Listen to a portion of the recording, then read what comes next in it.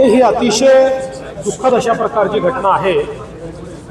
मधुकरराव पिचड हे नाव महाराष्ट्राच्या राजकारणामध्ये दलित वंचित आदिवासींचा आवाज म्हणून त्यांच्याकडे पाहिलं जायचं।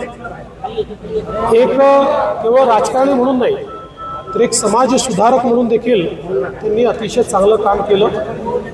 आपल्याला कल्पना आहे की आदिवासी समाजामध्ये शिक्षणाचा प्रसार व्हावा, वंचितांमध्ये शिक्षणाचा प्रसार व्हावा याकरता त्यांचं कॉन्ट्रीब्युशन अत्यंत महत्त्वाचं आहे।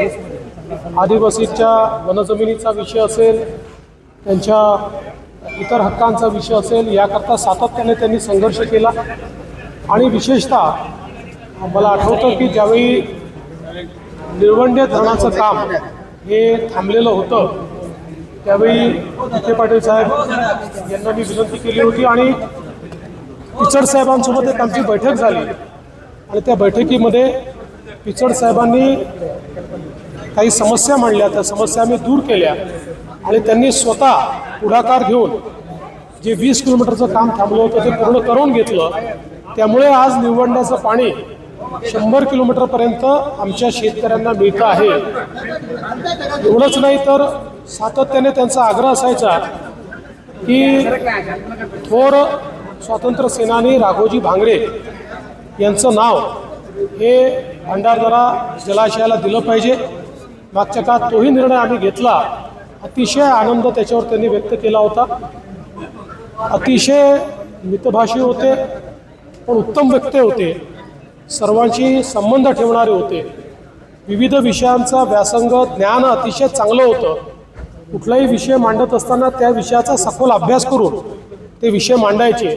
त्यामुळे निश्चितपणे महाराष्ट्राच्या राजकारणातलं एक सुसंस्कृत आणि वंचितांचा आवाज असलेलं अशा प्रकारचं व्यक्तिमत्व हे आज आपल्यातनं निघून गेलेलं आहे। याचं आम्हाला सर्वांना दुःख आहे। मी आमच्या सर्वांच्या वतीनं त्यांना विनम्र श्रद्धांजली अर्पण करतो। सगळे आमदार एकीकडे शपथ घेत असताना विरोधी आमदार मात्र शपथ घेणार नाही अशी भूमिका घेतात। मला असं वाटतं की कुठेतरी लोकशाहीचा हा अपमान आहे आणि जनतेने ज्यांना निवडून दिलं त्यांनी शपथ घ्यायला नकार देणं म्हणजे निवडून देणाऱ्या जनतेचा अपमान आहे। आता बेटा इथे आपण दुसऱ्या गोष्टी करता आलो, इथे बाकी गोष्टी करता नको। देश विदेशातील प्रत्येक घडामोडींचे लाईव्ह अपडेट मिळवण्यासाठी आता साम टीव्हीच्या सर्व सोशल मीडिया प्लॅटफॉर्मला लाईक, फॉलो आणि सबस्क्राईब करा। तसंच सर्व नोटिफिकेशनसाठी बेल आयकॉन प्रेस करायला विसरू नका।